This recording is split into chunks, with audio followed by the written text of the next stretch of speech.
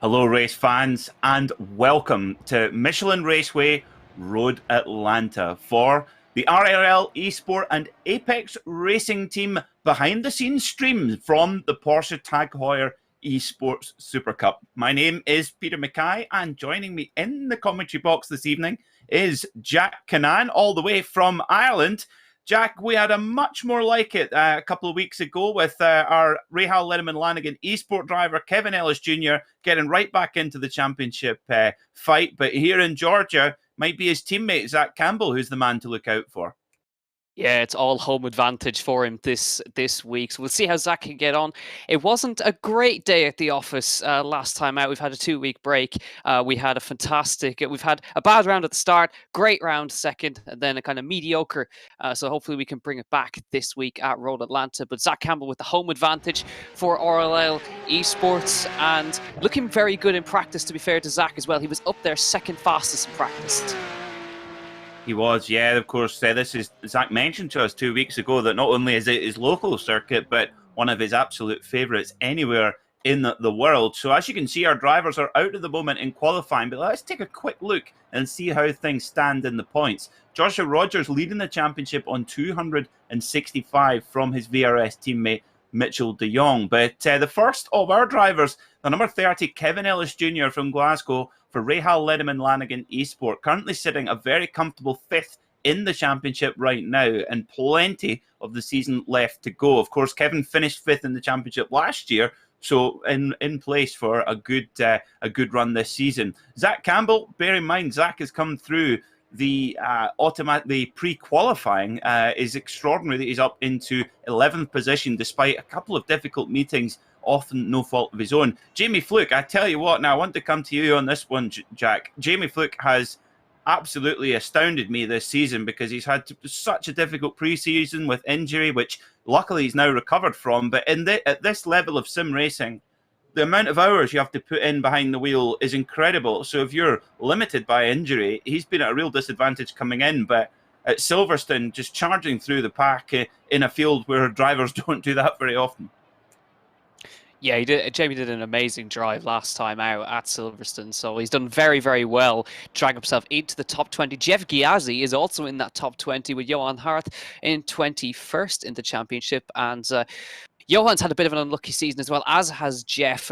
He was caught up in that first kind of corner instant as well at Silverstone. But Jeff has shown flashes of what he's capable of as well. So great to see how he's going to get on. But currently, after the first runs in qualifying, is Zach Campbell in front of Kevin Ellis by a margin of 2/1000ths of a second. 6th and 7th, they share a row. Jamie Fluke is 14th. Jeff Ghiazzi is 22nd. So we've got two of the RLL Esports guys in the top 10. But as per usual in the Tag Heuer Esports Supercup, it is incredibly close in qualifying. There's less than a second separating the entire field. Now, as much as I would like to try and pretend that I can drive like Kevin Ellis Jr., that is not Peter Mackay there. It's Peter Mackay talking. That is Kevin Ellis Jr. on the left with Zach Campbell on the right. Now, Jack, I have to say, I like these new snazzy Apex Racing Team and Rahal Letterman-Lanigan shirts. Maybe we should get some of that merch for ourselves. Yeah, they just got that delivered this week, I think. But looking really, really nice, and finally able to represent some team gear at least. But representing the team very well at the moment in qualifying. We're looking at Kevin Ellis Jr. He's just dropped down to 8th. Sebastian Job has decided he wants to slot himself between them, so that leaves there's 3,000s between the three of them in that little section there. But only 2/10 off a pole. Charlie Collins is currently the fastest man at the moment in qualifying, but now the second run's coming in. Of course, you have 3 laps in your qualifying so to try and get a lap in. But Kevin Ellis now coming through that chicane at the bottom of the hill. Tricky braking zone, and this, you've got to be brave over the hill right here into that last corner. You've got to basically fling it and hope that it sticks. And you can see the car kind of bouncing over the bumps, over the start-finish line. Kevin Ellis Jr., does he improve his position? Yes, he does, up to the 6th. What a lap. Absolutely superb. 120.237 for Kevin Ellis Jr. And that puts him up onto the 3rd row as things stand. Let's get Jamie through and see what he can do. He's actually coming into the start of a new lap. He's going down the S's. And it is just extraordinary. I mean, viewers, do not adjust your screens. Jeff Ghiazzi, only 6/10 off pole, 22nd on the grid. That is, I know it's a relatively short lap here at Road Atlanta, but that is just extraordinary.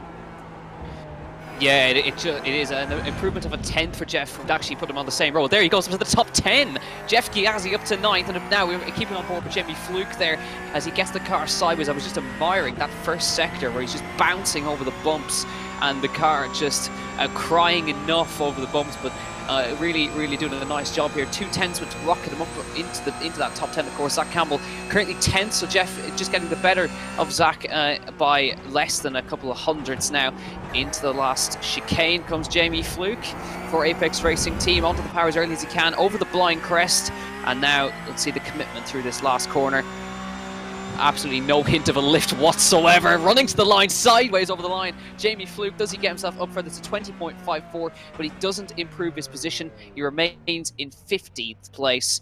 But overall, a very good qualifying from the guys right there. They're all in the top 20. Yeah, that's absolutely superb from all of our boys there. Kevin Ellis Jr. qualifying in 6th. He'll be right there in the meat of the fight. Jeff Gyasi, I have to say, we've got to take our hat off to Jeff, of course, our new signing for the Apex Racing Team this season. And Jeff, I tell you what, those lucky shorts are finally coming through with the goods, Jack.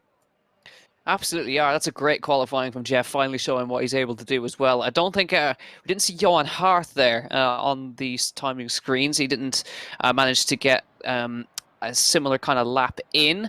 So we have about 2 minutes left in qualifying right now. There's a few more who still have to yet finish their runs.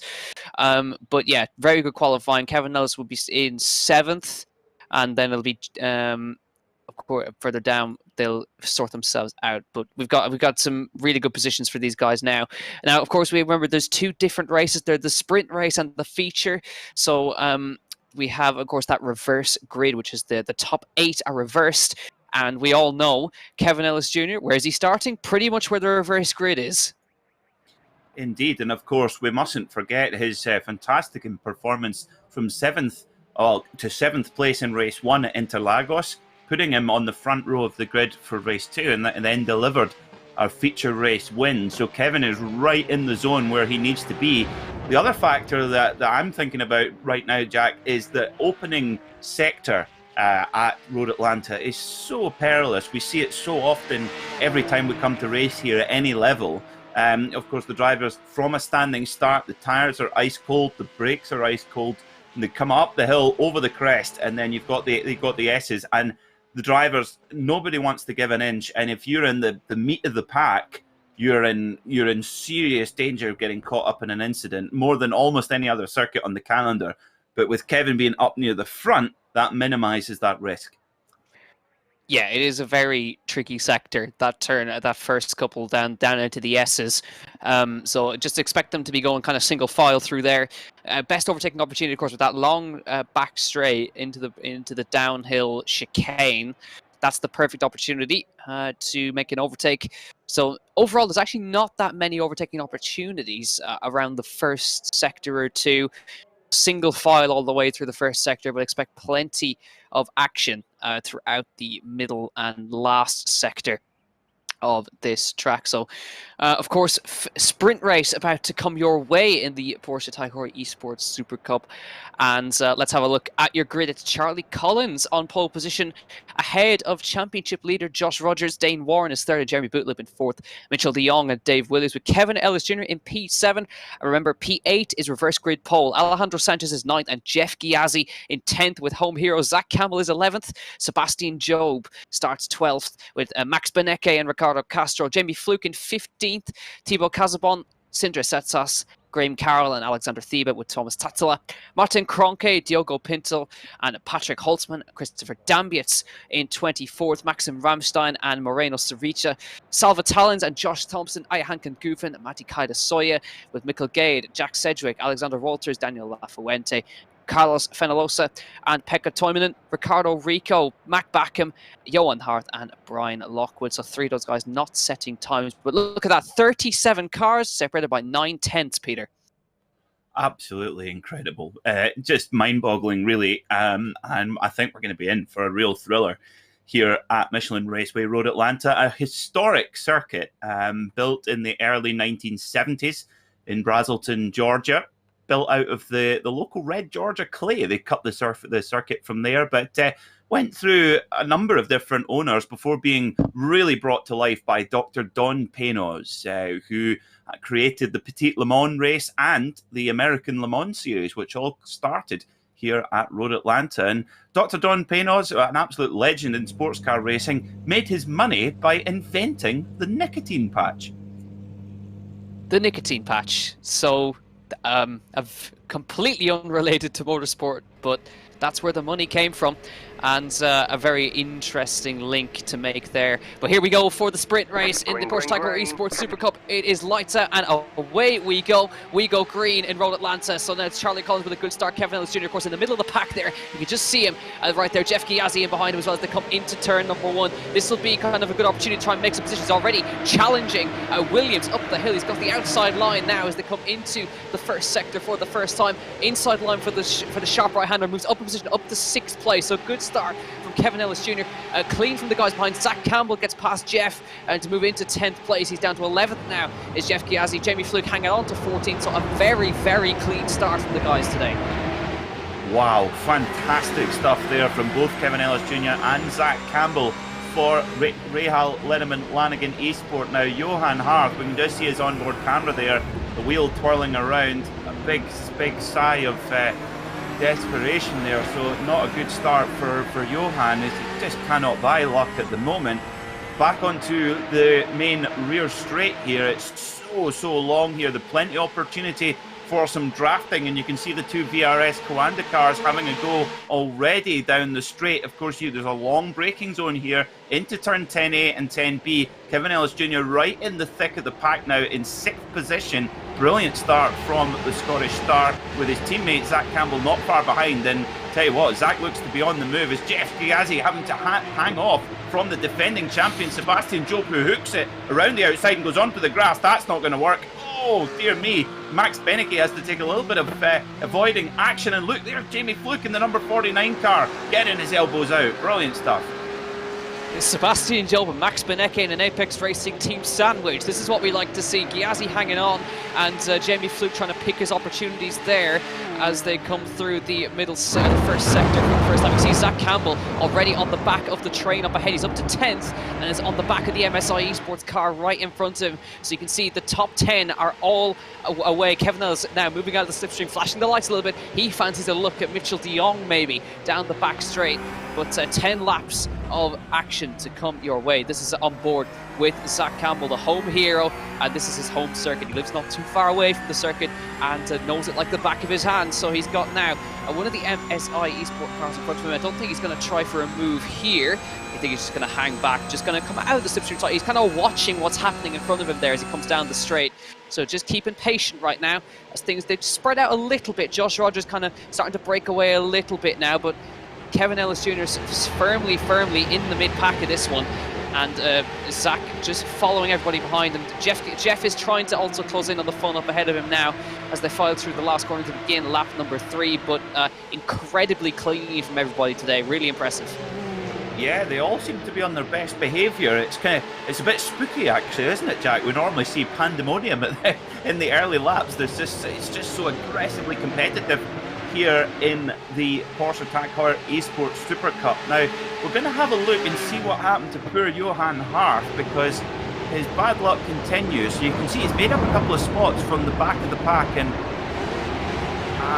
okay, this kind of gets a bit checked up there. It's all going on in front of him, and I guess when you're starting from the back, Jack, there's the risks of getting involved in those sorts of incidents are all going to be there. Yeah, such a shame for Johan. He's had awful luck this season, and that unfortunately continues. We go back to Jamie Fluke now, who's on the back of the reigning champion Sebastian Job, with Benecke is just in front of him as well. So he's in very good company here behind the Red Bull Esports driver in front of him. So Job going a little bit defensive to the inside, but Jamie going to be sensible here. There's Benecke, and you can just see in front that's Jeff Ghiazzi, and in front of him is Zach Campbell. So this is now a 14-car train for the lead at the moment, and this is just classic Super Cup racing, isn't it? Oh, what a sight that is. Yeah, watching these purebred Porsche 911 GT3 Cup machines running 485 horsepower. A car that weighs just around 1,300 kilograms. It's a proper bit of kit, this car.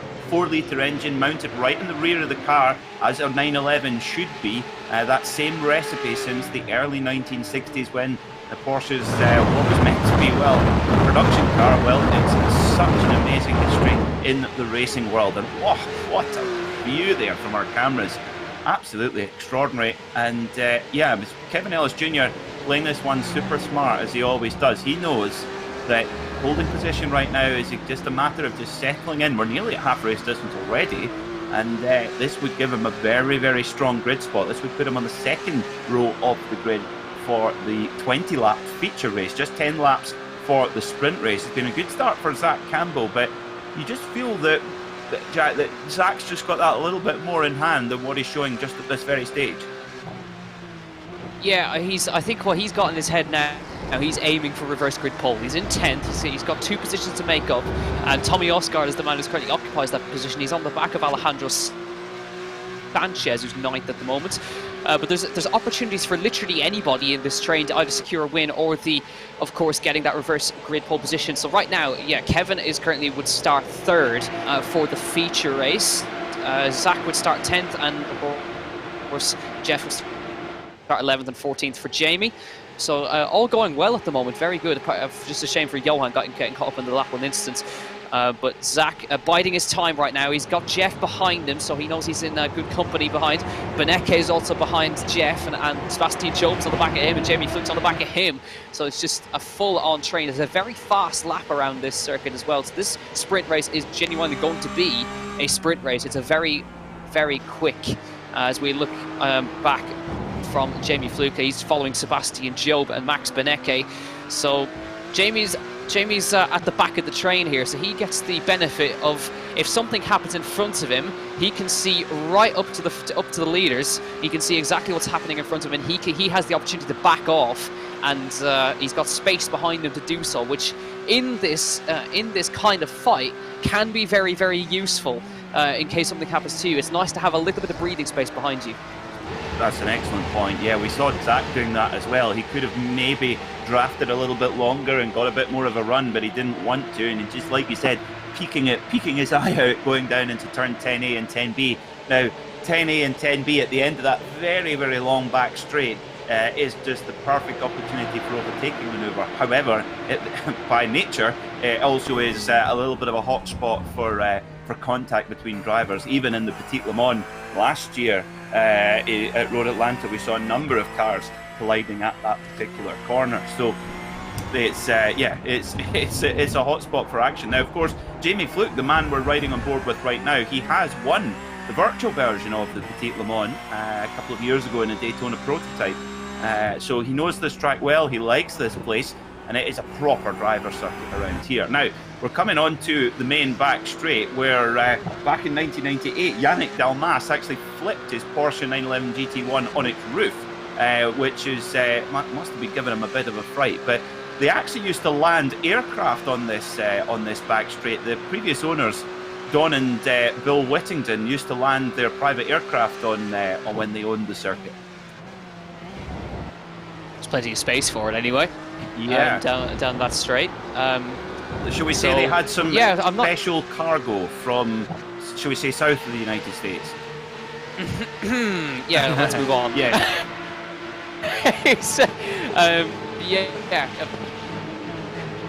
Certainly. I'm putting you off for that one, Jack, haven't I? Certainly an interesting history to Road Atlanta. Plenty of it here. Yeah, you certainly have. I wasn't expecting that one. But motorsport has a funny old history sometimes.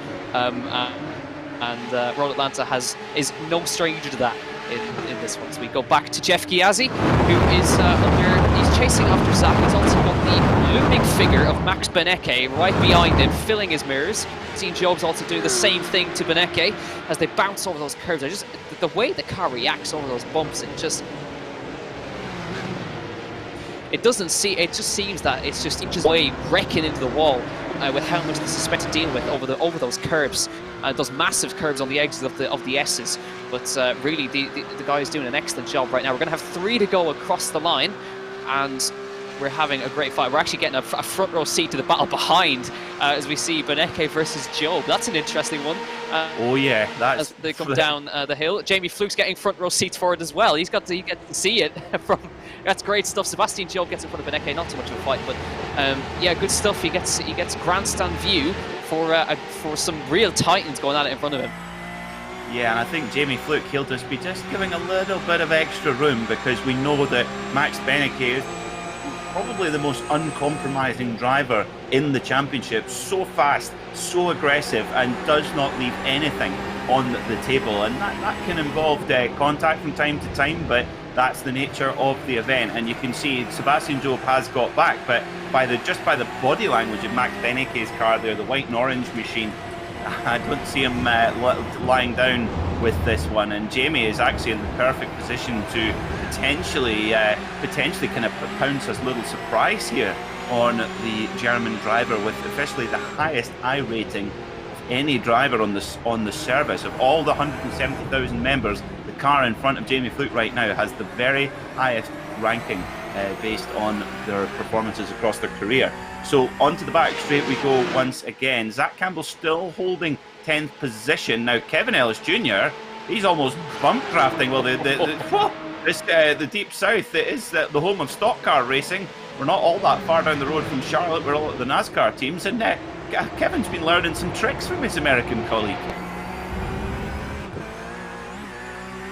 Certainly has. Bump drafting none other than Mitchell de Jong down the back straight there, as things are going to get a little bit feisty now. 2 laps to go. This is when positions are going to be made and won or lost. So Kevin not wanting to make the move on Mitchell there. Mitchell, of course, second in the championship at the moment, so he's playing it safe at the moment, as it gets sideways over the top of the hill there. They just seem to, they're on the ragged edge all the time in these cars, and it's great to watch. To come down the hill here, back with Zach Campbell now, who's not too far off the back of Kevin either. Behind him is Jeff, of course, and doing a really nice job, all the guys today. But a lap and a half left to go. I think there could be some moves thrown down the inside of the bottom of the hill here. Last ditch efforts to try and maybe get reverse grid pole for certainly for Alejandro Sanchez. Has got Tommy Osgaard in front of him, and that's reverse grid pole at the moment. So Zach will be hoping that something happens between the both of them and he can drive through, maybe secure himself a front row start for the reverse grid race and the feature race, which is coming up in about 10 minutes time. But we've got to get these guys across the line to finish the sprint race first of all. But no moves made from anybody yet. But I think it's going to get a little bit hectic when we get across the line for the white flag. Oh yes, it certainly will, and we're looking. Got a great shot here on the right-hand side with Kevin Ellis Jr. and Zach Campbell, and I love Kevin Ellis Jr.'s style. He's got the Gilles Villeneuve lean in the cockpit there, leaning that car around the corner. Absolutely fantastic to watch. But yeah, that was amazing watching that real moment coming up over the S's. You're just balancing the car on a knife edge to get the most out of these cars. You really have to set them up quite aggressively, and of course here at Road Atlanta you've got to come up with a compromise, because when you ride those curbs, oh my, you need a car that's predictable. You need a car that's not going to spring a surprise, and well, that's that balancing act, and that's why the drivers will put in so many hours between each race to get the cars dialed in, and they'll do practice races, they'll do draft practice, they'll do all sorts of stuff, whatever they can think to improve their performance. Now, big thank you to all of you watching this behind the scenes stream of the Rahal Linneman Lanigan eSports team and the Apex Racing team. If you're watching on Twitch, Facebook or YouTube on the various channels, thank you very much for your support. We hope you're enjoying this, and Jack, I have to say I'm certainly enjoying this, because we've got 4 of our boys right up the front. Certainly do. There's Sanchez going for reverse grid pole. He can't quite do it, and he had a go at least. Can Zach Campbell try and capitalise here as they come towards the last corner, but it is going to be side by side with Sanchez now. That's for reverse grid pole. Campbell needs to find some space here, but he can't do it. Sideways. Who got it? I think Osgaard got it by, that is a couple of thousandths, sideways off the line. But Kevin Ellis Jr. P6 in the sprint, Campbell 10th, Ghiazzi 11th, and Jamie Fluke in 14th, and Johan Hart is going to limp the car home for 32nd. Whew, that was hectic in the last corner between Osgaard and Sanchez. He really wanted a reverse grid pole, but didn't quite get it.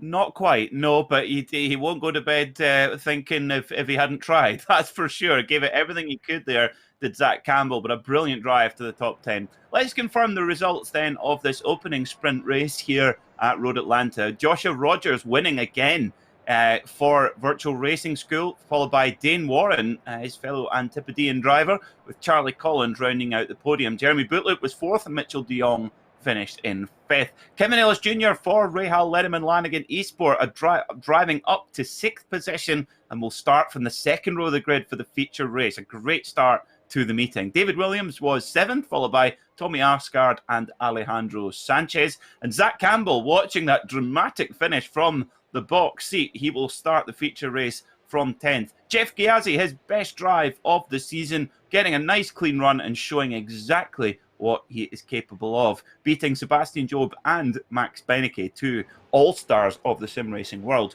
Jamie Fluke, another solid performance from the Northern Irishman to finish in 14th. Thomas Tattel was 15th, followed by Sindri Setsas, Graham Carroll, Patrick Holzman, Moreno Sarica, Alexander Teeb, Diego Pinto, Salva Talens, Ihan Hinguven, Maxim Ramstein, Matt Backham, Mikel Gadi, Thibault Casabon, Alexander Walters, Matti Kazoya, Daniel Lafuente, Pekka Toivonen, and our very own Johan Harth. He's going to get the run of the green sometime, Jack. I just know it. He's going to get our man Johan. He's not had the luck so far this season, but hopefully he can get a strong run in the feature race. So, as the drivers go out for a very short warm-up before we go to the feature, we're going to take a very short break here on the Apex Racing TV channel. Do not go anywhere. We'll be right back. Virtual Racing School was developed to provide support to the next generation of sim racers. No matter if you're a rookie or veteran or what car or track you'll be racing, our goal is to provide training every step of the way.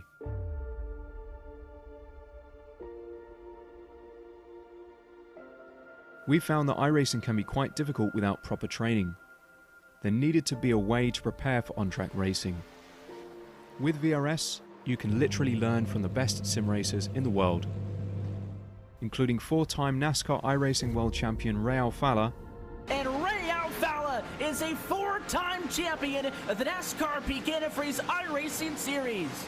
Three-time iRacing Grand Prix World Champion Martin Kroenke. Martin Kroenke becomes a three-time world champion. Rallycross World Champion Mitchell de Jong. Mitchell de Jong is now champion for the iRacing Rallycross World Championship Series. And many other top sim racers. Data packs include everything you need to start learning. Our World Championship coaches create the data packs by setting a hot lap or a series of fast laps for you to compare, analyze, and replicate. Data packs also include a tutorial where the coach points out techniques they use to hit the fast lap. This gives you access to the latest driving techniques and setups before you even hit the track. Sign up for a free account and download the VRS telemetry logger. With this application running seamlessly in the background, your laps automatically start syncing to the VRS website. From there, you can analyze and compare two laps of your choice, whether it's your data, the coaches, or your teammates. VRS will automatically target improvement opportunities so you can get up to speed even faster. VRS also makes it easy for you to request and schedule one-on-one or group coaching sessions. These sessions can range from 30 to 90 minutes, and you can select the car, track, and setup combination of your choice. Visit virtualracingschool.com today to sign up and get started.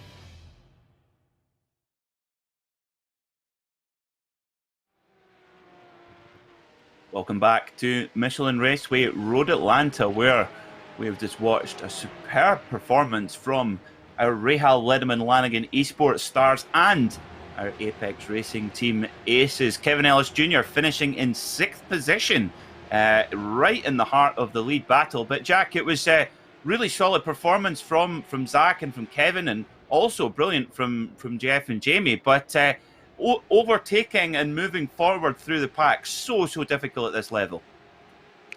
Yeah, it certainly is, and I think that's why Kevin went for the move so early on lap number 1. He obviously that if he didn't make any moves then and there, that it would be trickier to try and make some space later on. So because we saw that it was just basically a train from lap number 1 to the very end, nobody wanted to go for a move because side-by-side action would cost them time, and then they'd lose track of the train in front of them. So it's all tactical. It seems that lap 1, turn 1 and 2 seem to be those overtaken spots, and of course down the hill into the chicane on the back straight, we saw the move for the lead.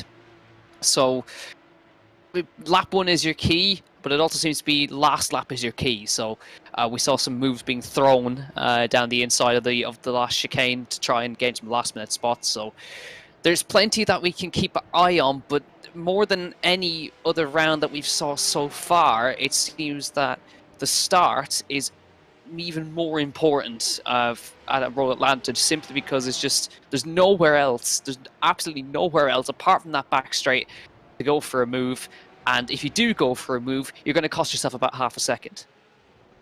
Which, of course, you just, as we saw, that with that covered the top 20 in qualifying. So you're absolutely right. That's not a type of margin you can hand away. As you see, our driver is already working hard in a warm-up session, just getting a little bit of them, maybe just working on the odd little tweak, what they thought from race 1. Of course, we go double the distance here.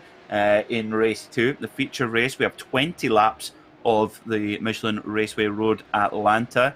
Now, of course, Porsche have such an extraordinary history in motorsport ever since their inception in 1948, and the Supercup, both in the virtual form here with Tag Heuer, and the Mobile One Supercup in the real world, a big part of that. But for the first time in the United States, Jack, they're going to have a Carrera Cup in North America. Before it was they had a different setup for Porsche Juniors coming through, but now with the brand new 911 Cup car, which has just been delivered, they're going to be going, and you never know, we might see some American talent coming into the Porsche fold quite soon.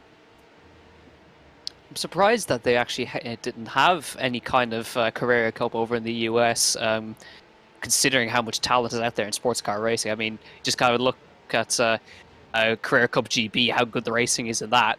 There's also an eSports series for it as well, so it's they're making good use of the car, thankfully. So Carrera Cup GB, those cars, by the way, I remember being at Goodwood a few years ago, and a man by the name of Charlie Eastwood ragging a 911 GT3, one of these, up the Goodwood Hill.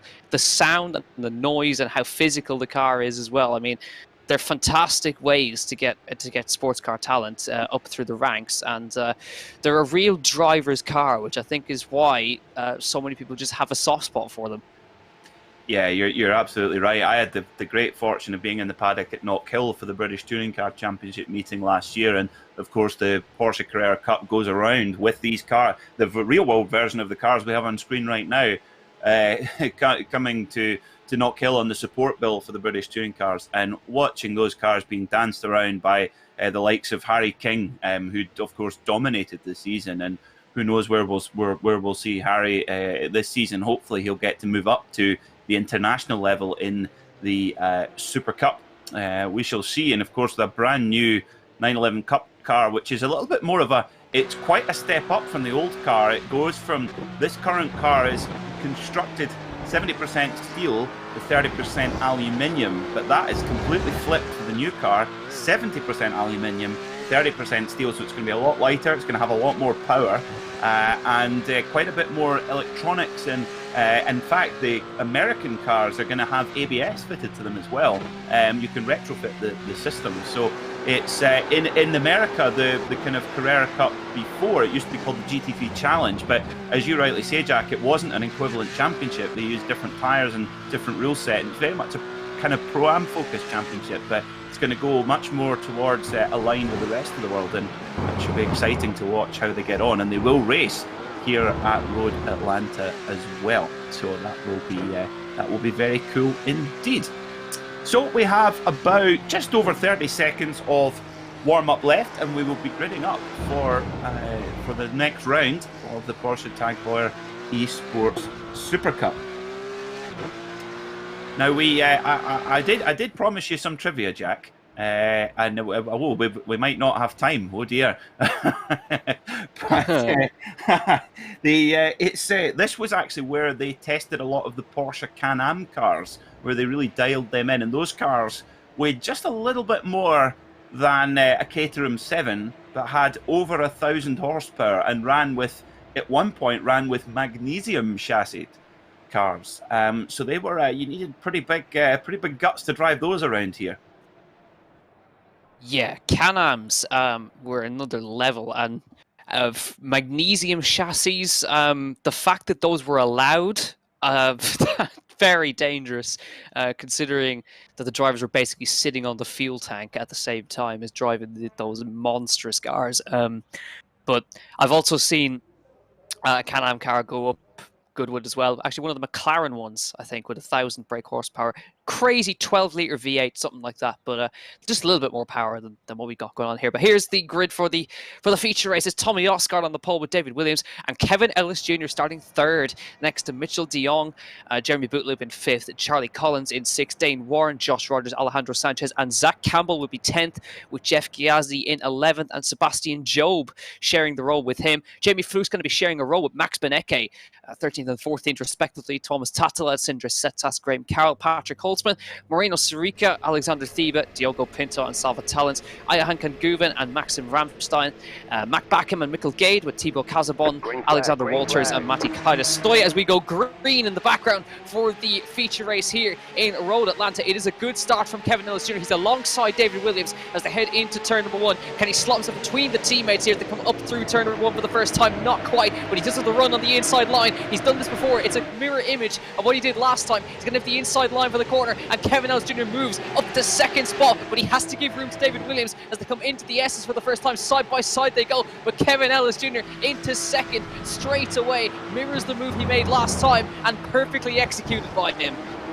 What fantastic perception there from Kevin Ellis Jr. and big guts as well, because he had to take a risk there. He had to tough it out with Williams and did not give him any more room than he should. And now we're just getting reports we've got a bit of a pile up behind, so hopefully that hasn't collected any of our boys. Zach Campbell's got through clean, so is Jamie Fluke. We can see him there on camera in 15th position, so hopefully Jeff and Johan have got through the pack. There's Johan. What a start, up to 22nd position. Brilliant from Johan. He's gained 10 spots in about half a lap.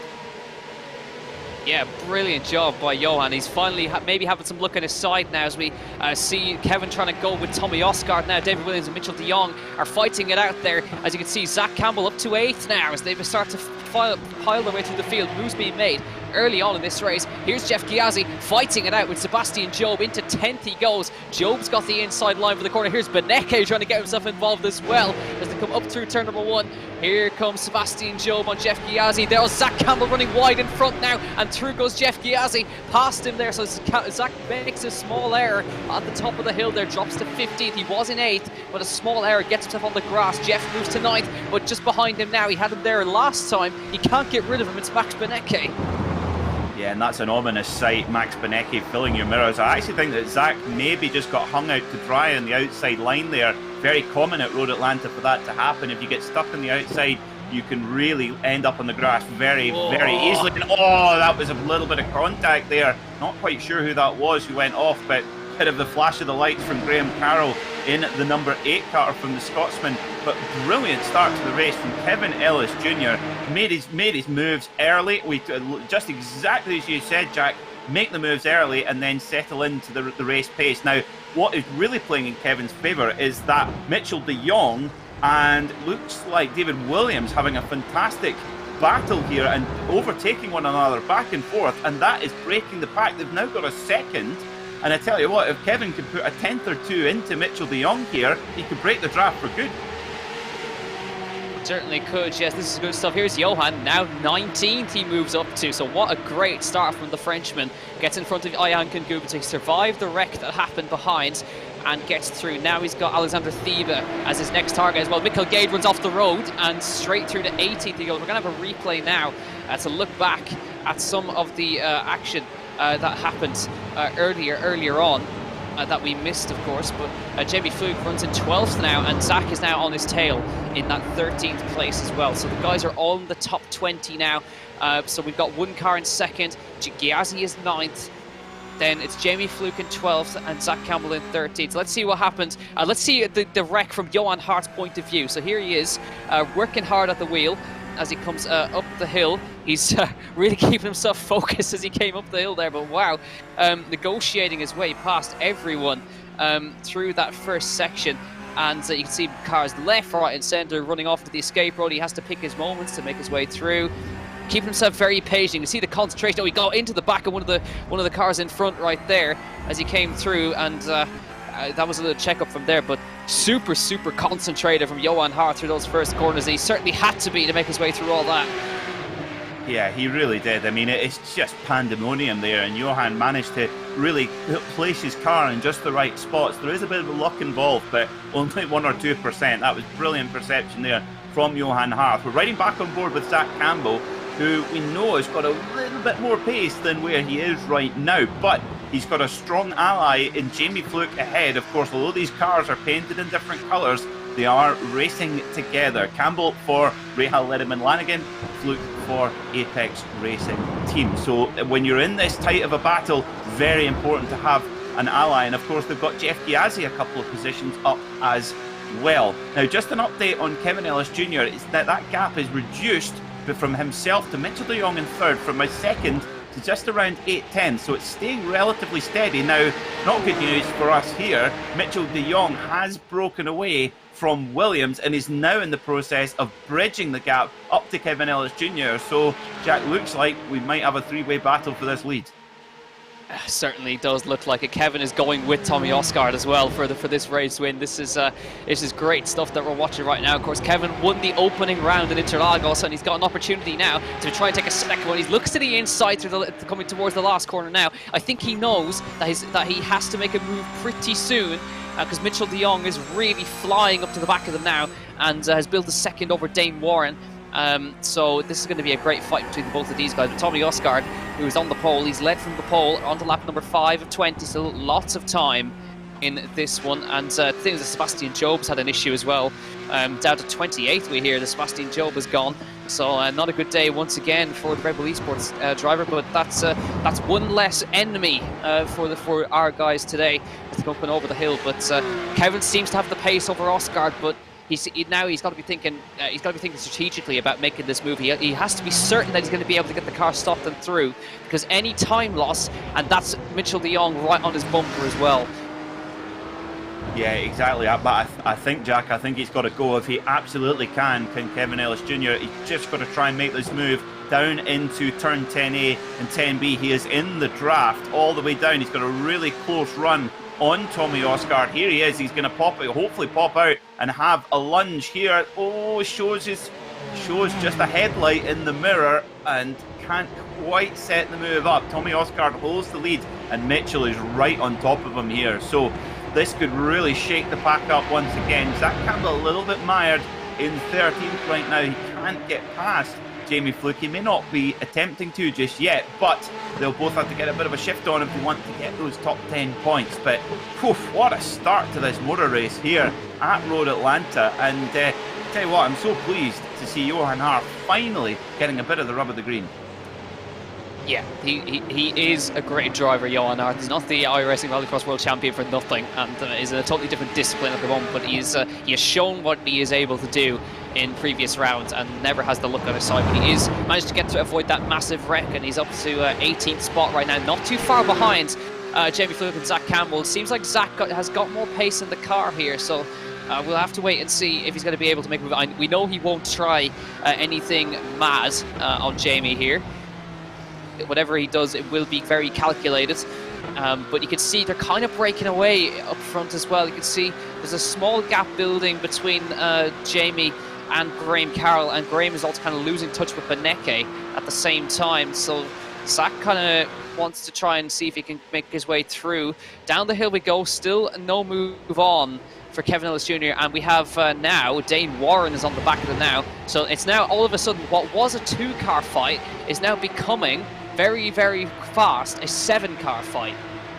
It is, and just an update, Zach Campbell has moved past Jamie Fluke going into turn 10A and 10B, so now he's got a little bit of free space ahead up to Graham Carroll in 11th position, so let's see what Zach Campbell can do. The only slight reservation I have though, Jack, is that Zach Campbell does have a little bit of damage to the front of his car. Now, it looks relatively minor, and hopefully it won't be having too much of an effect, but you need every last % of pace in this championship, and hopefully that doesn't hinder him too much. We'll see how it develops. We're already at 1/3 race distance here, and it is really heating up. Now, what will be interesting to see if Mitchell de Jong, if he tries to fight his way to the front straight away, or of whether he's happy to sit in the pack. It's I have to say, Jack, I don't. We'll just have to wait and see. I can't guess it. Yeah, well, we know that Mitchell de Jong is a wily character as well. He knows what he's doing, so he will be very calculated with his moves as well as we now. Back to the front. Is this the move for the lead? I think it is. Here comes Kevin Ellis Jr. on Tommy Osgaard down the inside of the bottom of the hill, and Kevin Ellis Jr. moves to the lead of the Porsche Tag Heuer eSports Supercup race here at Road Atlanta, and he's back in the lead. The last time he held the lead was at Interlagos a couple of rounds ago, but he leads from Tommy Osgaard. Now, let's see if he can build a gap, because he needs to try and get away from Osgaard, but more crucially, he needs to get away from Mitchell de Jong. Yeah, well, Osgaard's going to try and retaliate into turn 1. That would be a big, big look, but brilliant move from Kevin Ellis Jr. Hits the front of the pack on lap 8 here at Road Atlanta. Over the S's they go, and look at the train that is going all the way back to, well, pretty much to Jeff Giazzi, actually all the way through the field. But now we'll see what Kevin can do, because onto the straight, we'll see what sort of straight line pace Tommy Osgaard has got. I remember filling up your fellow countryman, an Irish engineer called Owen Hayes, who worked for Porsche for many, many years. I remember him talking about the setup on a car for Road Atlanta. He says it's such a difficult compromise, because you have one part of the circuit, this part of the circuit that we're coming onto now, the big long straight. He says there you need a Le Mans setup, but in the other parts you need a high downforce. So you have to try and find that little bit of a compromise. As you can see, Kevin just trying to weave back, forth. That's all he can do now. He's got to be careful now that he doesn't get pipped now by Tommy Osgaard, who's going to try and lean on the brakes. There he goes. So it's a retaliation 1 lap later from Tommy Osgaard, but Kevin gets the switch back, and Mitchell de Jong, a little bit of a bump there, a bit of contact. From up, there's a spin. That's Zach spinning, I think. No, it's Dane Warren. My apologies. Yeah, no. I believe it. Well, I think it Oh, was. no. It is Zach. It is Zach. Rex Alexander. Huge wreck. Oh my.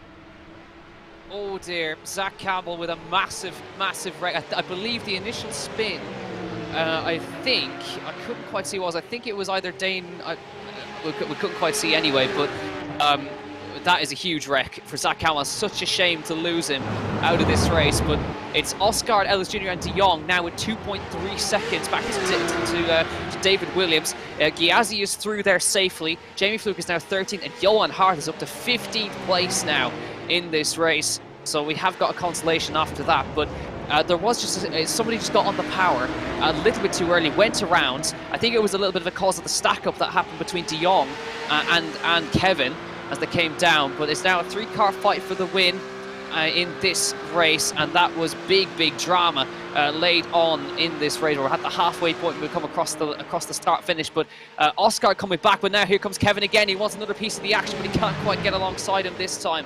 Into the chicane they come, and it's firmly a 3-car fight, but this is going to be a really intense race now in this Porsche Tag Heuer eSports Super Cup, and we still have our boys just behind, but it's these guys have broken away because of that wreck. They've broken away and they are clean out in front, so let's see if they're going to be able to hang on to that. But Kevin survives to fight another day, but he's got the looming figure of Mitchell de Jong all over his back bumper, and Tommy Osgaard will be desperate to try and hang on to a win here as well.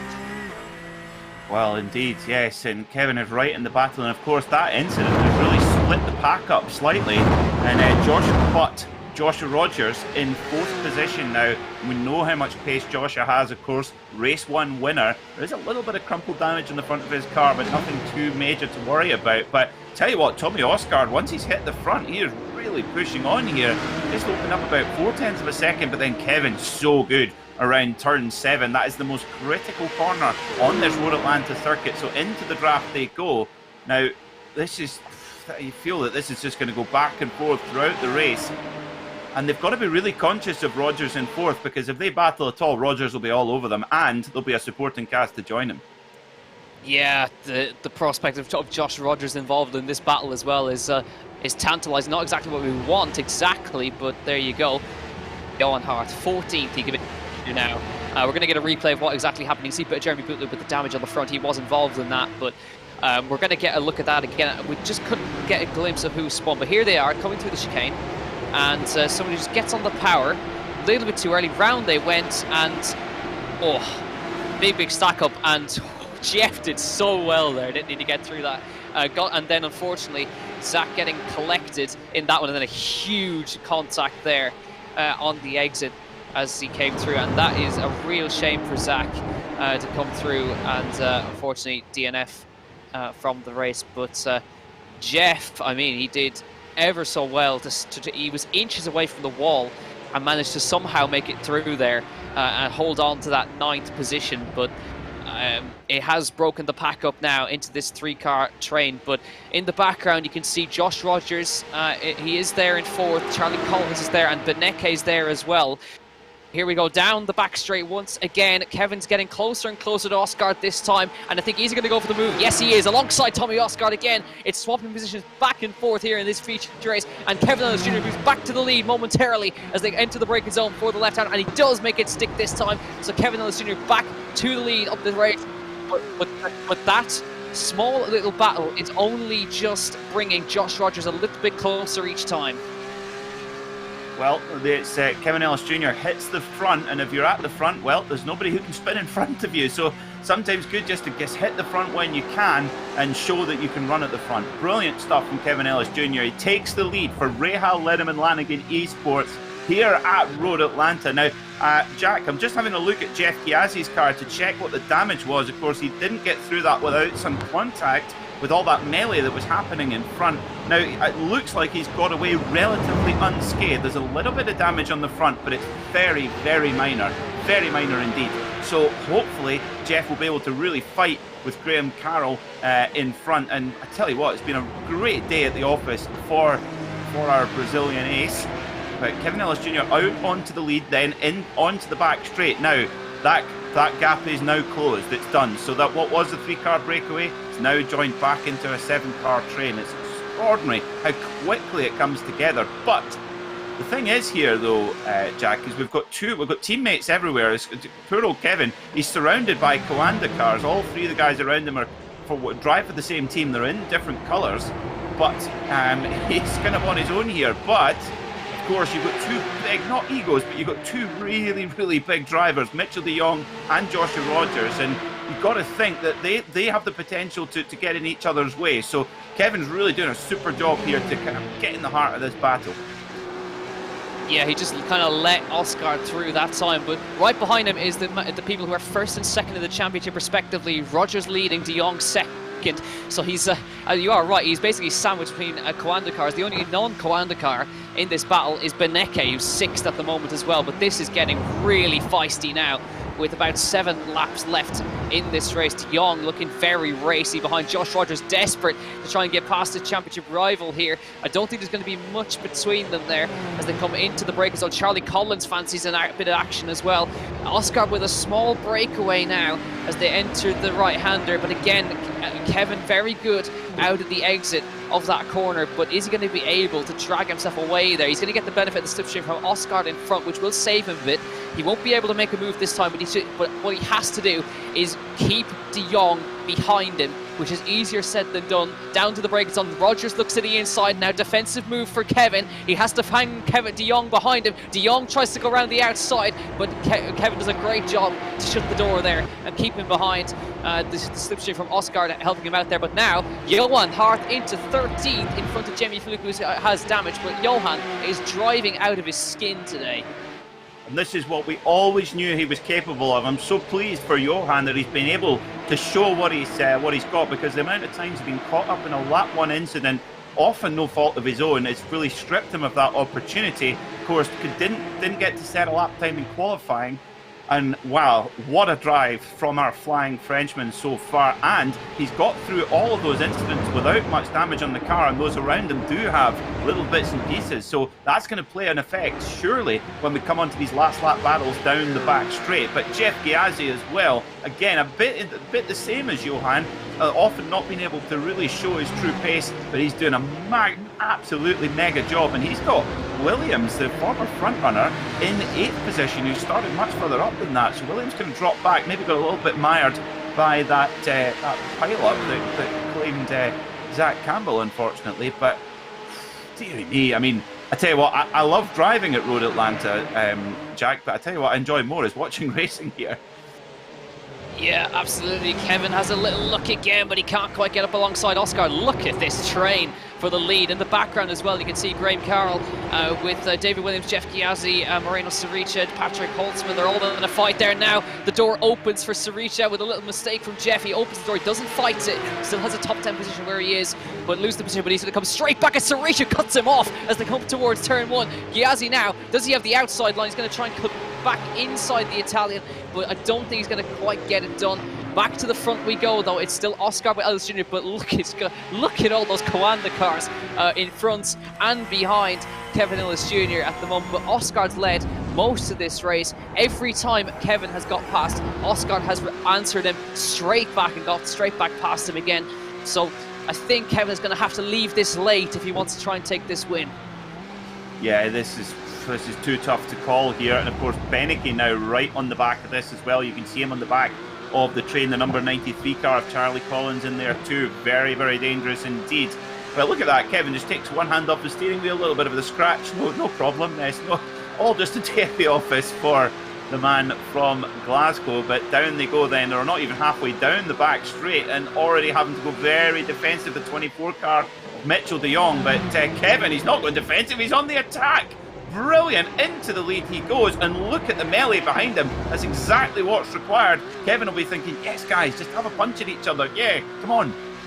Who's the one who's left there? Of course, all the guys behind him, they're not only on the same team, they all live in the same house, so I understand. Yeah, they all do. They're all in the same, basically in the same room with each other in this one. So Kevin now leads 5 laps left in this feature race. This is a difficult task ahead of Kevin Ellis Jr., but he's driving so well in that RLL Esports car. He won on his debut for the team back in Interlagos, fighting with Alejandro Sanchez at the flag, but now he's got all of those Coanda cars right behind him, as well as Max Beneke, and they are desperate to try and take this away from him, but he's got about 3 tenths in hand right now. But Oscar, we know what Tommy's like. He will come straight back at him down the straight here. And this is going to be an interesting watch right now. Out of this corner. This is where Kevin is better out of there. And Oscar gets loose as they come out right now. That's going to give the opportunity to De Jong. Now the fight. Keep fighting, lads, behind. That's exactly what Kevin needs to see. De Jong is going to move past Tommy Oscar, who made the slightest error on the exit of the corner that leads onto the back straight. So Mitchell De Jong moves in front of him now. Well, it's going to be a fight between them. There's very late on the brakes for De Jong. He gets on the brakes and he does get it stopped and moves into second now. So it's now De Jong versus Kevin Ellis Jr. Here comes Josh Rogers, who's trying to pick up the pieces on Oscar as well. And he moves into the last corner now. Inside line for Josh Rogers. It's going to be very tight between the both of them as they come across the start finish. Still neck and neck as we look back from the rear wing of Kevin Ellis Jr. 3 abreast. Charlie Collins has to defend from back. Max Beneke as well. Oscar fighting. That's just leaving them a gap right now. Look how much De Jong has broken away as a result of that one. But now it's now going to be 4 laps to go. Can he hang on? We're desperate that he's going to hang on. Wow, it's amazing that just that tiniest little bit of wheel spin on the exit for Oscar, and he was just a sitting duck with the amount of slipstream effect that these cars have. Wow, absolutely amazing. But it was, I tell you what, I was a bit nervous there when I saw how late that Mitchell de Jong got on the brakes, but he pulled it into the apex. Mighty impressive from the American driver. But much to Kevin Ellis's delight, I'm sure, that, well, actually, I actually thought that Rogers was going to get past Oscar there, but he hasn't. But now Kevin's in real trouble. You can see Mitchell de Jong really getting close on the brakes now, but we'll see Kevin, will he go defensive or will he let Mitchell go? There is 3 laps to go. He doesn't need to lead the whole time, just needs to lead over the line. And there you go, Mitchell de Jong goes to the lead. Kevin goes into second, but that's okay. That's absolutely okay. He's still in the fight, shows his nose, tries to put some pressure on Mitchell de Jong. He says, yeah, you see what it's like in the lead. It's not much fun. Oh. Yeah, certainly is. There goes Ghiazzi fighting David Williams in the last corner. That got tight as they came across there. Patrick Holtzman now going to try and take the both of them up the hill, but Ghiazzi moves into 9th place.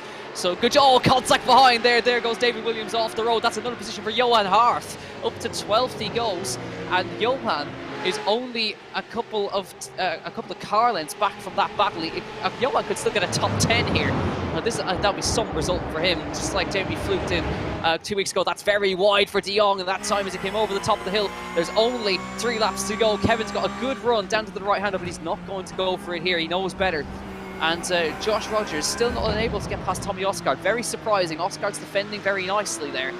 But onto the back straight we go again. No wheel spin for Osgaard this time, but de Jong not getting the same kind of exit that Kevin got that time, and Kevin's got a great run down into the chicane here. Is he going to go for it and swap positions back against the American here? Yes, he is. Here we go again. It's going to be another swap for the lead for Kevin Ellis Jr. He moves to the inside and retakes the lead here in Road Atlanta against Mitchell de Jong.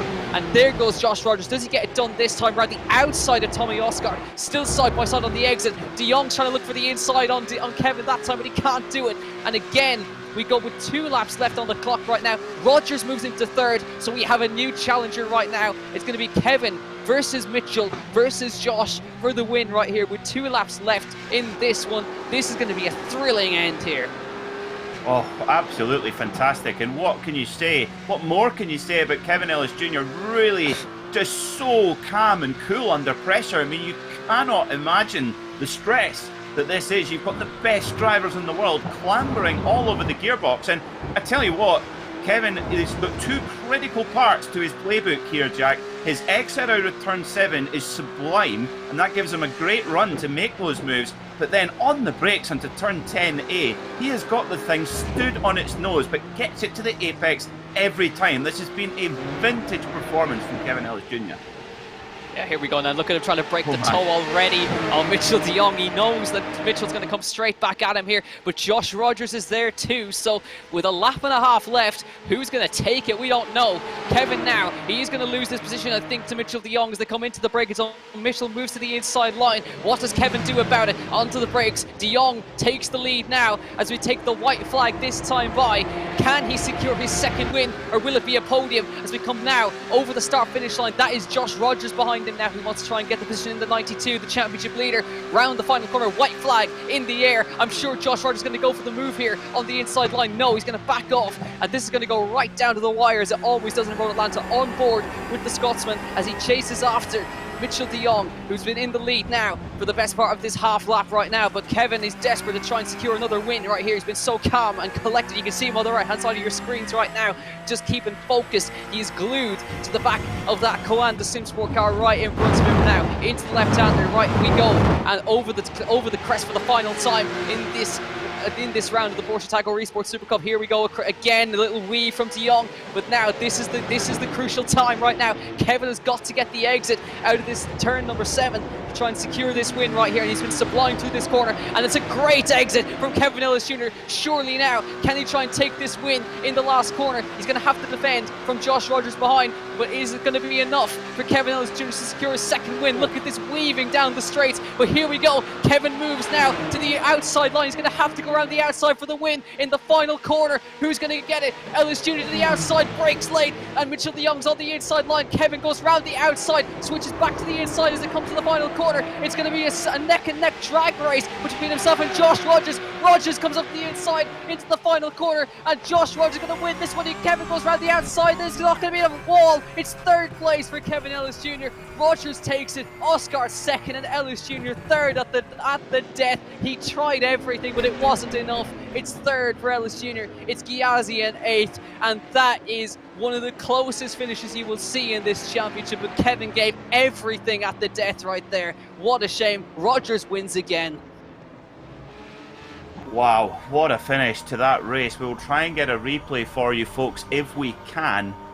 Oh, dear me. There looked to actually be, of course, Mitchell de Jong, there looked to be a tiny bit of a little bit of netcode possibly, and that sent De Jong into a spin.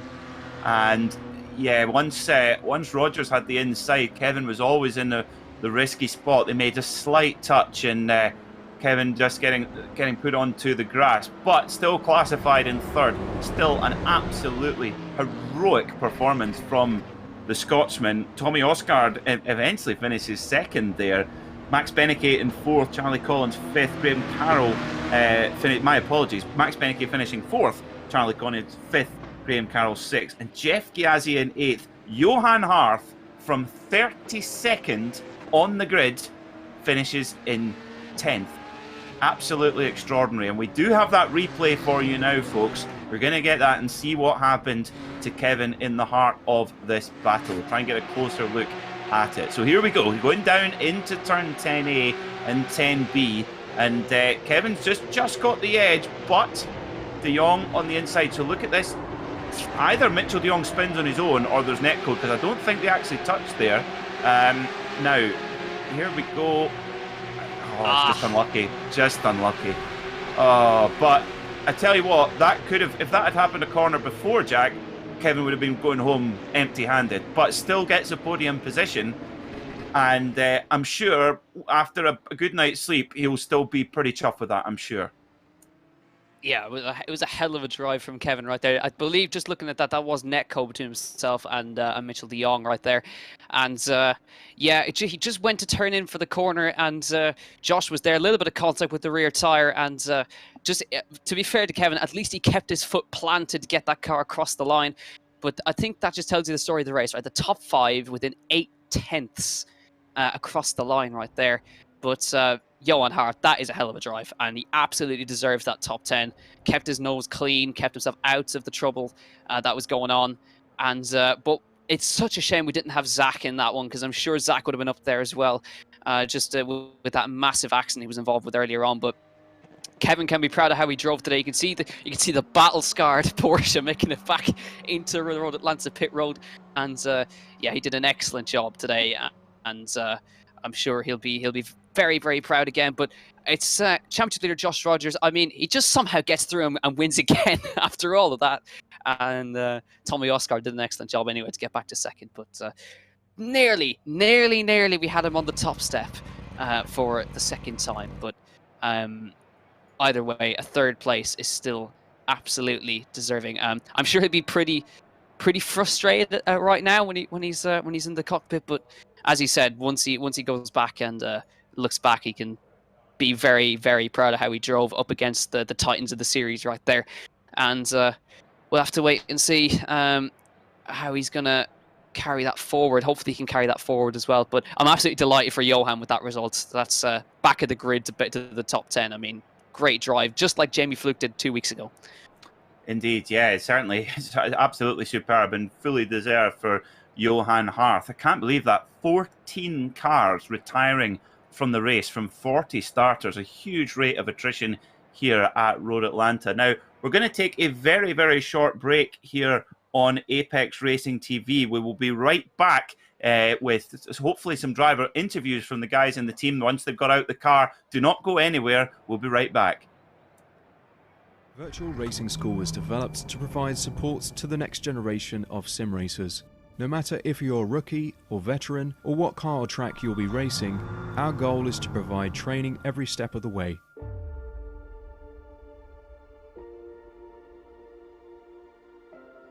We found that iRacing can be quite difficult without proper training. There needed to be a way to prepare for on-track racing. With VRS, you can literally learn from the best sim racers in the world, including 4-time NASCAR iRacing World Champion Raul Falla. And Raul Falla is a 4-time champion of the NASCAR Peak Antifreeze iRacing Series. 3-time iRacing Grand Prix World Champion Martin Kroenke. Martin Kroenke becomes a 3-time world champion.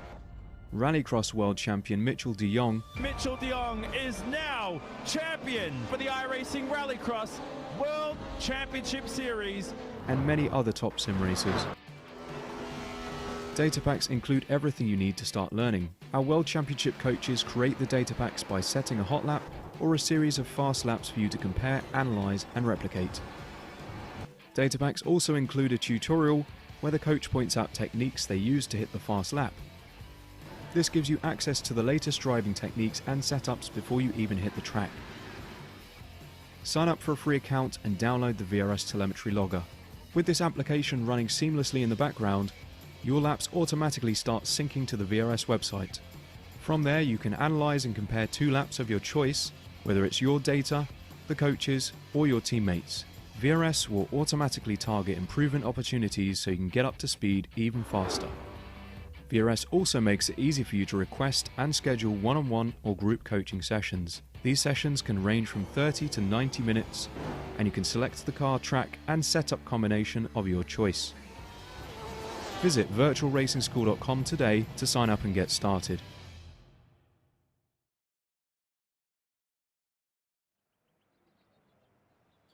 Welcome back to Michelin Raceway Road Atlanta, and I'm delighted to say we are joined by a man who continues to impress us so much. It's been a great return to form after a slightly difficult start to the season with injury woes and etc. Jamie, that was a great performance out there today at Road Atlanta, but it was busy, wasn't it? Yeah, it was pretty hectic. The first race was about as straightforward and as boring as you will ever see, and I sort of knew, like, well, if that's how boring this one's going to be, who knows how mental the second one is. It's sort of the calm before the storm. And we got battered and bruised and knocked around a bit, but we went forward from where we started. So around here at a track that I've never been good at, I cannot complain. I'll take points. Well, of course, you've had a big win here in the past. Did you not in the Corvette C7 win the Petit Le Mans?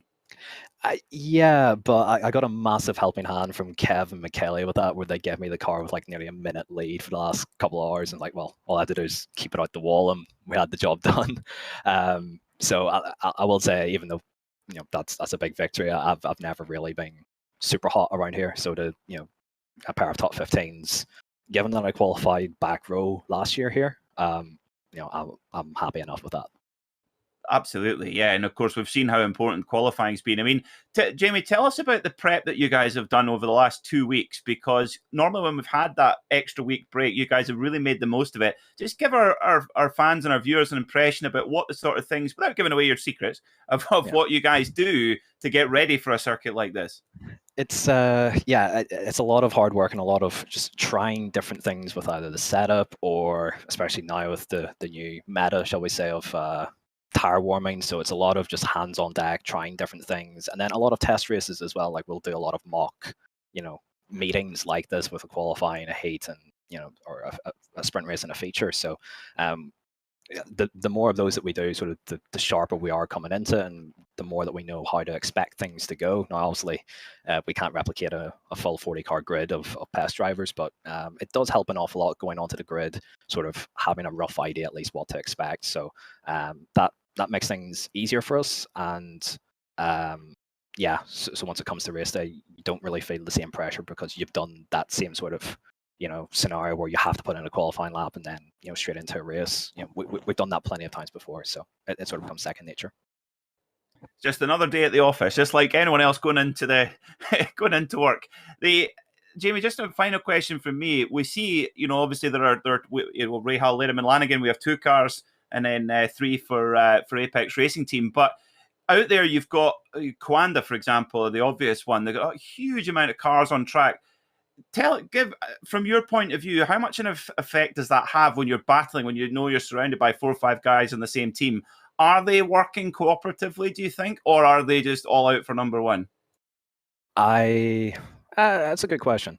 I know that for our guys that we sort of work well as a team, and the priority is the result for our guys, not so much for one individual driver. But if we can help out in any way, then that's great, because I mean, in the race there today, Johan was able to give me a nice tow and just sort of prolong the inevitable battle that I would have with guys behind. So that worked out for me. But I think for the other teams, maybe they don't work quite as cooperatively. It's tough to say. Obviously, I don't know their internals, but I think a lot of those guys, it's in it for themselves, and whatever way it falls, it falls. A bit more Formula One-esque, possibly. Well, Jamie, before we let you go, who would you like to give a shout out to here on our stream. Yeah, I would like to thank basically all branches of Apex, SDK Gaming, Apex Racing Academy, all the guys on the team. We put a ton of effort into this, and Kev up in P3 is a great result. I thank you guys obviously for all the broadcasts, and even this stream as well. It's always a good watch back. Even Apex Racing Leagues as well, plenty of really good racing leagues. So that makes the entire thing tick and makes things work, super well. Special shout out this week actually to Zach. Obviously this being his home track, and unfortunately didn't get the result that he wanted, but he spent so much time with us just making sure that we were all up to speed. And I think we did a pretty good job today. Just maybe not everyone's result went the way they wanted, but full credit to him for helping us all out there. Fantastic stuff, Jamie. Well done on a great meeting, and we'll see you next time out. We're off to Montreal, so that should be equally hectic. Oh my goodness! Yeah, it should be fun. Right, thanks, Jamie. Good job. So while we get Jeff Giazzi and Johan Harth ready for an interview, let's take another look at this. I mean, Jack, you were I'm surprised you got any breath left, because I was certainly watching it with in between my fingers. Kev comes in the lead, and he's got Mitchell de Jong all over him. He knows that Joshua Rogers is coming. I mean, just try and run us through this. Try and dissect this crazy race. Yeah, it's a good interview gave me a chance to kind of just sit back and process that. So, yeah, so Kevin comes in the lead, which I think if we heard from him in hindsight, he probably wouldn't have wanted to be in the lead right there, because he could have made it stick a little bit better, but. So this of course is the second to last lap, so we're going to see de Jong is going to go for it. You can see him weaving down. There's plenty of that today, weaving down the straight. So de Jong will get the move done here. So he gets in the slipstream, and they'll just move to the inside. Kevin doesn't really fight it too much here, so he goes to the inside, gets it stopped. Kevin kind of backs off, doesn't try to go around the outside and lose time, and then see at this point we know. He's already thinking about the last lap. He's already thinking about going for the move later on. He actually thinks about it right there. Comes round the final corner. This is where it gets hectic now, because he has to go slightly defensive right there. You can see Josh thought about going for a move up the inside there into turn 1, but it's where we look at the back straight here is where things really get hectic. So he stays with him on the bumper all the way through the corners right there, through sector number 1, sector number 2. Doesn't even think about going for a move through there. But we all know that we're going to have a look again at that last few corners once again while we get ready here. You're just watching here. You can see de Jong was weaker out of the top of the hill there. Then into kind of 6 and 7 right here. Turns it in, and he's already thinking about going for this move down into the braking zone for the chicane. He gets the exit. He gets a brilliant exit out of turn 7. To be fair to Kevin, and then we already know Mitchell's going to force him outside here. There's no way he's going to leave him to have that inside line. Moves to the outside, and he's already now thinking about being brave. He does a fantastic job here. He's at half a car length in front, stops it. Goes round the outside here, and then there's a tiny bit of net call between himself and de Jong, and that opens the door for Josh Rogers to come through. Kevin tries to get the car turned in, a little bit of contact with the rear end, and gives the second place to Osgard. Hits the wall, but gets across the line for third, and that is about as mental a finish as you will get in this championship. But yeah, crazy stuff, Peter. But we're gonna hear now. We've got Jeff Giazzi and we've got Johan Harth in with us to have a chat with us. And Johan, if I could start with you, race number 1, facing backwards, and then starting down the back end of the field, driving through from 37th, I think it was, up to the top 10. So fantastic effort from yourself there. Just talk us through how hectic that was. Yeah, crazy race, really. Like, after what happened in lap 1 in the sprint, I was like, yeah, here we go again. That's going to be a long and boring one. Nothing really happened in the sprint, so only gained maybe another 4 or 5 spots. Got up to P32 for the feature. Was not expecting that much, maybe a couple of points, like top 25, top 20. But then Mickey has done a super job spotting for me during the race, and we avoided everything. Got a few moves done, maybe 3 or 4, but all the spots again were just crash avoidance. So yeah, shout out to Michele for that. top job. Yeah, obviously a tough one at the office, but a good result in the end. Obviously, this series overall has been a bit of a roller coaster. We've saw some great performances from you, but it just seems that that luck never seems to go with you. So, is it always a confidence knocker when you practice? You practice, you sink hours and hours and hours into practice, and then for something to go wrong in turn one, is that a confidence knocker heading into later races? Well, you're obviously a bit gutted when you put in 20, 25 hours into a race and you're facing backwards out of turn 3. But yeah, you gotta keep pushing, keep focused. Never the end. We saw what happened during this race. That was P39, last car running in the sprint, and I'm in the top 10 at the end of the feature. 25 laps later. So yeah, always need to push all the way. Absolutely, and we head to Montreal next time out. So I think that's going to be probably equally as hectic. What's your thoughts going into it? Oh, it's probably gonna be the same, except we're not gonna go in the runoff areas. We're gonna bounce off the walls. So yeah, I'm expecting some crazy racing again next week. Excellent stuff. Thanks very much, Johan. Jeff, great drive from you today. I think it was your best performance of the season so far. Consistent up in the top 20 and fighting it out with Max Benecke and Sebastian Job in race number 1. I think a very good day for you. Yeah, good evening, everyone. Good evening, Jack. I'm really happy with how the race went. The heat race was really hard. Sebastian Job, it's really fast, and so does Maximilian Benecke, and was so hard to keep them behind. And you have like the world champion from last year and the P2 in the championship from 2019. So it was a really tough mission.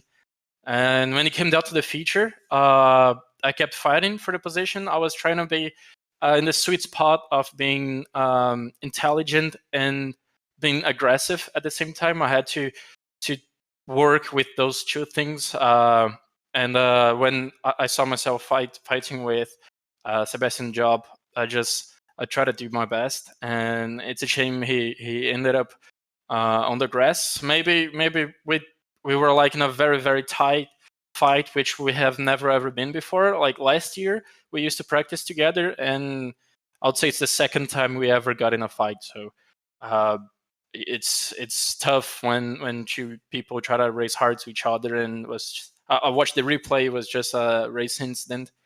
But yeah, race goes on. Big crash in front of me, and then cars flying in my mirrors, and I managed to go right through 2 wrecking cars. My spotter said go right, and I went right, and then the road just closed, so I was as hard as I possibly could on the brakes, and I was like Moses with cars going left and right, and I'm just driving through the middle, and I was so surprised I could keep up my position, and people kept wrecking ahead, which got me the top 8. So I think I was conservative enough to don't put myself in a bad position, and aggressive enough to get a top 10. So I'm really happy with the result. And it was not like any top 10. It's a top 10 fighting with people that are really strong in the series. Yeah, it was a great day for yourself. Just talk us through as well. How hard is it to get a setup for Road Atlanta? Because it's got the characteristics. It's got it's a tight and twisty circuit, but it's got big curbs, and it's also got that long back straight. So how hard is it to find a car that's well balanced for Road Atlanta? The thing is, you need a lot of downforce for the uphill, downhill, and those sectors, and you also have a very long straight. So if you add a lot of downforce on the car, it's probably gonna cost you at the end of the straight. So you need to balance those things. And a few turns, like the final one, you need a lot of grip. But when it comes down to the S's, you're just bouncing around. So you have to choose between a car that's more stable or a car that has more grip. So it's really hard for you to build up a setup. It was a really big team effort. Everybody worked a lot on the setup. I started the week working with my own setup, and then everybody started changing ideas, exchanging ideas actually. And then we came to the race with a very good setup, not only for the sprint, but for the feature and for the qualify. So I have to thank the team a lot for the effort everybody put into. And this result would not be possible without so many hours of developing the equipment and developing the skills, like passing skills, racecraft, the best thing I can say.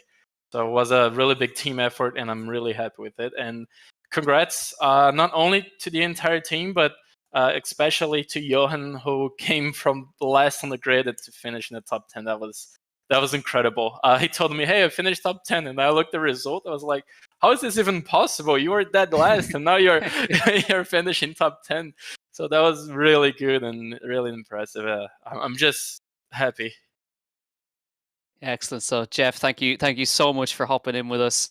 Brazilian fans are going to love that result, and hopefully we'll have a few more of them when we head to Montreal next week. Thank you very much for chatting to us. Thank you. Good evening. Bye. Ciao, ciao. So, a very happy Jeff Gyasi there. I think that's actually probably the happiest we've had him. Really, he's you can hear it. He's really upbeat. He's finally got the result he deserves, Peter. Yeah, that result has been coming since the very first moment of the season. Jeff's so impressive. He's got a lot of real-world experience as well, racing in single-seaters, but also has actually got real-world experience in this very car in his native Brazil. And and what a nice guy as well. Brings a lot of joy to the team. So we have our Rahal Lenneman Lanigan eSports stars joining us now in the commentary box. And Zach, I'll start with you, my friend. Buddy, that was agonizing to watch. You were absolutely flying there. Just try and give us a view of your thoughts right now. Oh, you're telling me. It's so unfortunate, you know? It's you got to be lucky and good in racing, and it stings a little bit when you're one and not the other. Not a lot of good things to say. I'm glad the team could do well with Kev. I'm really happy that he could run so well and do that. It's just it's agonizing. Just things not in your control, and it's kind of 2 weeks in a row. It's just been things I couldn't control, and we'll move on to Montreal and hopefully put some luck back in our hands, because I've been saving it up the last 2 weeks. You're due one. Well, Zach, I remember when I was writing the race reports for your journey through pre-qualifying, it's like trying to escape from prison. It's impossible. It's just crazy trying to get through there. But you had a great start, won the race at Okayama, and then had a couple of really tough rounds. But you stuck in, and you did it when it mattered. So keep that in mind, that it'll come good. yeah. Hopefully, the Pro Q experience is really paying off right now. But it's unfortunate, but I'm glad we could put together another fast race car. I don't think there's been a single week where I think we've been off on the setup, so that's been something to really hold our heads high about, and really look forward to, is because we're not putting together bad race cars at all. It's just sometimes the luck just doesn't go our way. Yeah, absolutely. Well, Zach, one final question from me. A lot of your fellow colleagues in both Apex Racing Team and RLL have mentioned that you've been pivotal to the team in the preparation at Road Atlanta. Without giving away your secrets, what have you been able to work with the guys, and what is it that you brought to the table in the last 2 weeks preparing for the circuit that you know so well? Well, it helps that my school is 6 feet away, and I was the only one that really wasn't having too many issues with brake drag, and so I hopped on that and did about 7-8 hours of just pure brake dragging practice, just to figure out Q, which seems to have paid off pretty well. I know most of us were in around the top 10, so it's mainly been Q. These guys helped me so much in race, especially. Just learning and working with everyone at RLL, ART, and MSI eSports as well. Just being able to go in and do test races. I think everyone contributes a bunch in this group, and I really I wouldn't work with any other group, because I think they work just as hard, if not harder, than everybody else in the field at this. And that always pays off in the end. No, you should be very proud of the performance. Zach, congratulations. Now, before we let you go, who would you like to give a shout out to here on our stream? Everyone at RLL for helping us, good days don't always come, but they're a little sweeter with them around us. They're pivotal to everything we do here. Just want to thank Kev, Alejandro, Jan, everyone on ART and MSI and RLL that I can think of. I know those are just the first 3 names that came to mind, but they help a bunch in just learning how to handle situations. And in a rookie year, I couldn't ask for much more from those guys. Well, we're looking forward to seeing what you guys can do at Montreal. I've got a good feeling.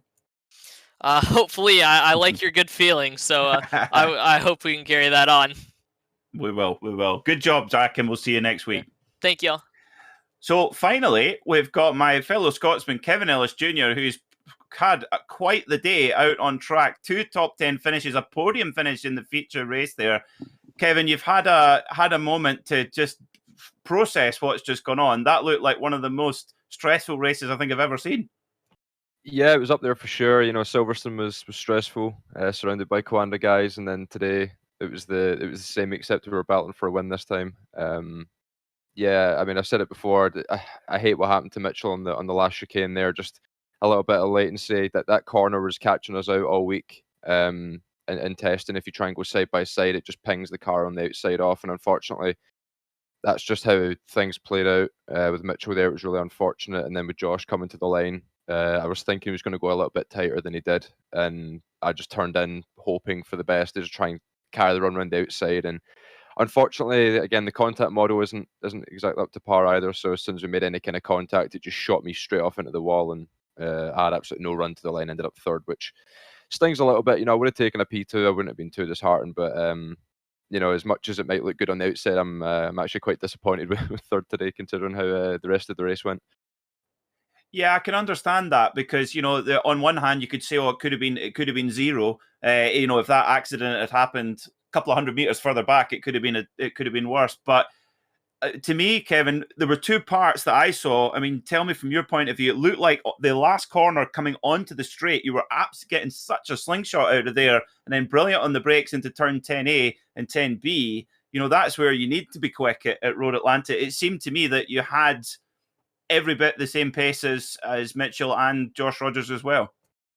Yeah, I certainly felt so. I think Josh was definitely really quick. It's kind of to be expected. I mean, the guy's always strong on tracks like this. I mean, he's strong everywhere, but especially strong at tracks like this. You know, he really closed the gap to us front 3 pretty quickly. And you know, the guys at the front were pretty smart for the most part. You know, like there was a lot of give and take. There was a lot of understanding. You know, we were in a pretty privileged position to be in the podium, so no one's really too aggressive until the last 2-3 laps. So you know, the moves into 10A were made quite easy by the Coanda guys, just playing it smart and looking at the big picture, not to bring, you know, 12 other guys into the battle for it. Just try and keep it as little people to manage as possible, which we managed to do. And yeah, obviously, it just near the end there, it gets a little bit tighter and but yeah, I mean, I think the race car was really good. My pace felt good. I felt confident once we get into the swing of things. So yeah, as I say, just a bit disappointed with third, but you know, it's worst days have happened this year. We'll put it that way. Well, we know we're in the groove when we're disappointed with third. So that's what we that's what we like to see. Now, final question, Kevin. I mean, you've been the kind of front runner in the group. But at the front, it is just a swarm of Coanda cars. They've got so many guys up there at the front. I mean, just tell us what that's like from your point of view. Do you feel that you're kind of not ganged up on, but is that a factor? Do you see them cooperating together, or are they out for number 1? Do you think? It's definitely tough, you know. There's quite a few times the last couple of weeks I've been wishing that the guys had been up in the top 8 with me, but obviously there's so many Coanda guys. I think there's 11 of them in the series, and they're so strong in qualifying that you know, they normally fill out 80-90% of the top 8, so it just makes life really difficult. You know, there's definitely advantages to it just being one team. You know, sometimes they tend to race a little bit nicer around each other, whereas if it was 2 rivals from opposite teams ahead of you, you know, they're not going to have as much respect as the Coanda guys do. They tend to take it quite easy. So in some situations, you can try and take advantage of it. But, you know, ultimately, you are ganged up on. You know, you definitely feel outnumbered out there. It was really, really stressful, the same as Silverstone as well, where, you're just surrounded by them, and any kind of move that you make, that the guy next to you is going to do everything he can to make your life uncomfortable, and help the guy behind. So it's really tough to try and manage your efforts, to make sure that you don't overdo it, trying to just get one position. And yeah, it's just so tough being outnumbered on a weekly basis. But I'm sure we'll get there come the end of the season, and we won't be as outnumbered. Oh, well, you're certainly handling it well. Now, Kevin, final question I've remembered. How many Venoms on the cards for tonight? None again. We get Carrera Cup GB tomorrow, so we've got to keep it sensible. We've got the points lead in the Carrera Cup GB, thankfully by 1 point. So we'll try and maintain that tomorrow. Do the best that we can at Donington National, and we'll see how we go. But yeah, it's really busy at the minute. No time to kind of relax. There's no days off, so we just got to keep on digging every single day. And yeah, unfortunately, the Venoms will have to wait, I think. Well, hopefully we're going to share one day soon. Kevin, great job today. A superb performance in both races. Great, well done, and good luck tomorrow at Donington. Yeah, for sure. Thanks. I just want to give a quick thank you as well. I don't want to forget. I wanted to give a massive thanks to Zach and all the guys on ART, RLL, MSI. All those guys done such a great job the last 2 weeks to make sure we didn't miss any kind of tricks and make sure that we were on top of everything and everyone was ready to go. And honestly, I didn't feel confident around here. Even last night, I was having big issues, and the guys just, without them, I wouldn't be able to achieve even half of this. So yeah, a massive thanks to everyone involved in the RLL, ART, MSI, everyone involved in this whole effort. It's been a great journey the first half of the season, and hopefully the second half we can have more of the same. Let's get them. Kevin, well done, and we'll see you next time. Cheers, guys. Thank you. So that is all we have time for tonight on the Rahal Lederman Lanigan and Apex Racing Team stream. Behind the scenes with our stars out there, what a dramatic finish to the race. Kevin Ellis Jr. throwing everything at it to win the race, coming home third in the end, but a brilliant haul of points. We'll be back same time next week, 7 p.m. GMT, for all the action from the Apex Racing Team and Rahal Lederman Lanigan. Big thank you to you for watching, and we'll see you next week time.